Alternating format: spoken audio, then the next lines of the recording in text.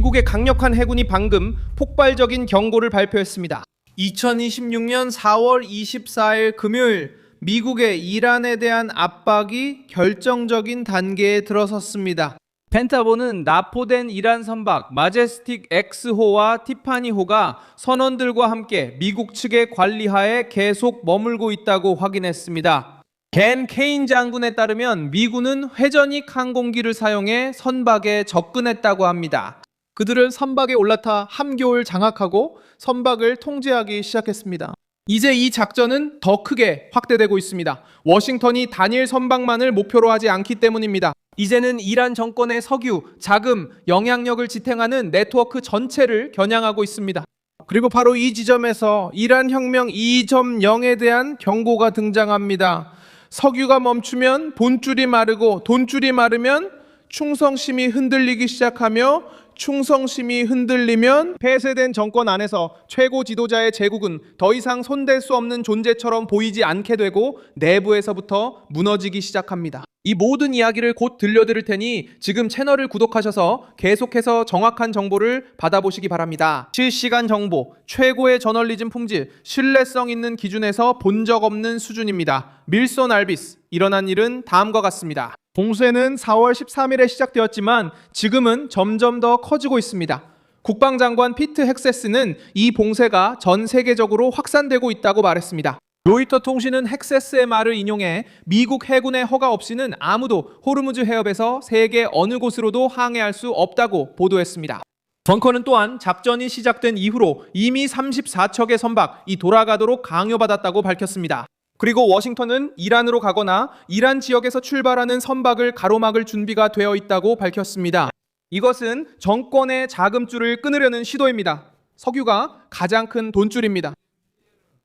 정부는 석유를 통해 체제를 유지하고 내부 기구를 운영하며 동맹 세력을 지원하고 혁명 수비대를 움직입니다. 그리고 바로 여기서 이란 혁명 2.0이라는 개념이 언론에서 점점 힘을 얻기 시작합니다. 혁명이 하루아침에 일어나는 것은 아니지만 정권이 과거에 권력을 무너뜨렸던 것과 비슷한 신호들에 직면하기 시작했기 때문입니다. 경제는 악화되고 엘리트는 분열됐으며 치안은 불안하고 국민들은 더 이상 대가에 지쳤습니다. 1978년 샤가 몰락하기 전에 석유 부문은 파업과 작업 중단으로 인해 붕괴되었습니다.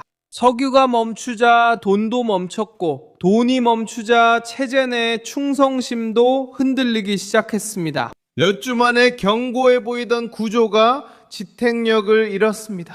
지금 상황이 그 시기의 복사본은 아니지만 유사성 때문에 테헤란은 걱정하고 있습니다. 역사는 반드시 반복되지 않으며 겁주려는 의도는 없습니다. 오늘날 이란도 신뢰의 위기를 겪고 있습니다. 또한 결과적으로 유지해야 하는 보안 체계를 갖추고 있어야 합니다. 그리고 이제 이것은 단순한 이야기가 아닙니다. 미국이 바로 그 시스템으로 돈이 들어오는 경로를 공격하고 있습니다.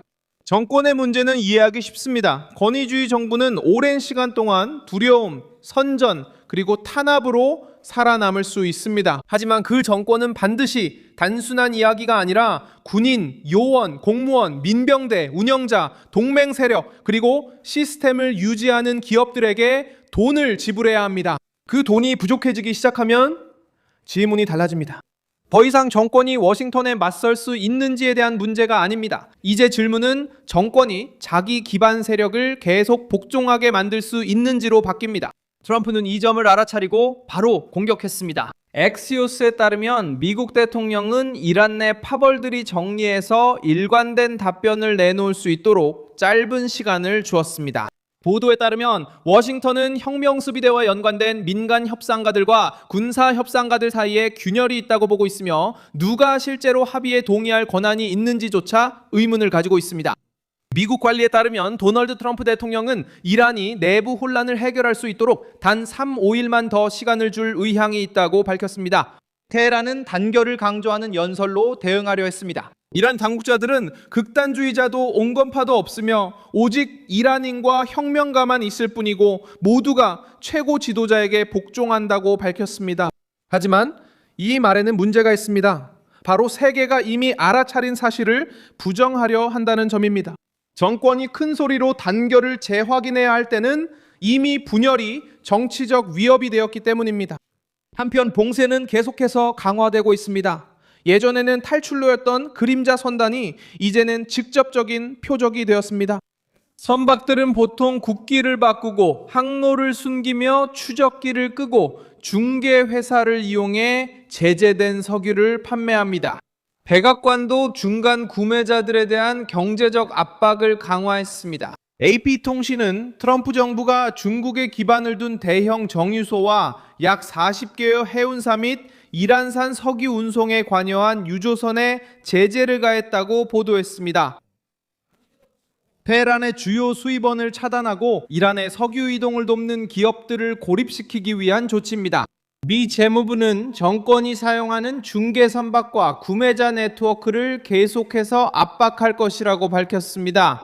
이 조치는 민감한 지점을 건드립니다. 바로 중국입니다. 오랜 시간 동안 이란은 미국의 압박을 견딜 만큼 강력한 동맹국이 있다고 주장해 왔습니다. 하지만 베이징도 자국 경제를 보호해야 합니다. 시진핑은 호르무즈 해협이 정상적으로 통과할 수 있도록 열려 있어야 한다고 선언했습니다. 이는 이 지역 국가들과 국제사회의 이익에 부합하기 때문입니다.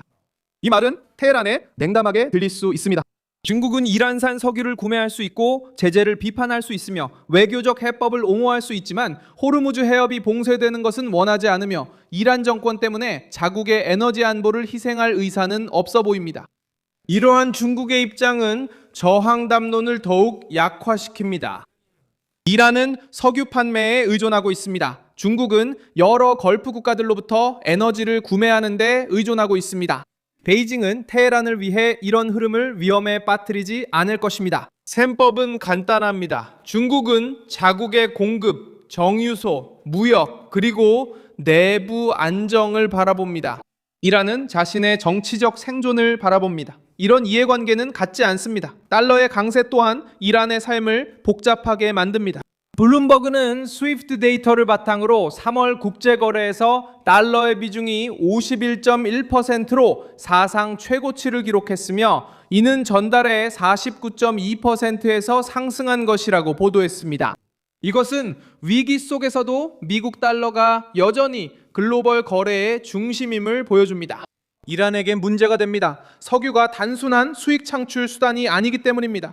석유는 경화를 확보하고 수입 대금을 지불하며 기본적인 기능을 유지하는 데 사용됩니다. 경화가 없으면 테헤란은 더 취약해집니다. 정권은 자국 통화를 찍어낼 수 있지만 그 돈으로는 국제시장에서 곡물, 부품, 기술, 상품을 같은 구매력으로 살 수 없습니다. 다른 나라들은 달러, 유로 또는 전 세계적으로 통용되는 통화를 원합니다. 그리고 석유가 막히면 이란은 바로 그 돈을 얻을 길을 잃게 됩니다. 위기는 선전이 아니라 현실적인 부담이 됩니다. 결국 최고 지도자의 완전한 통제라는 이야기는 무너지고 있습니다. 마제스틱 X는 단순히 납포된 유조선 그 이상이 되었습니다. 이제 그것은 미국이 이란의 자금을 어디에 있든 추적할 의지가 있다는 신호가 되었습니다. 그리고 이제 이란은 단순하면서도 위험한 질문에 직면해 있습니다. 충성을 유지하는 데 필요한 자금이 사라지기 시작하면 그 제국이 얼마나 오래 버틸 수 있을까요? 이 영상에 좋아요를 눌러주시고 채널 구독도 해주세요. 그리고 영상이 끝난 후에는 댓글도 확인하셔서 밀소날비스 커뮤니티와 더욱 활발하게 소통해보세요.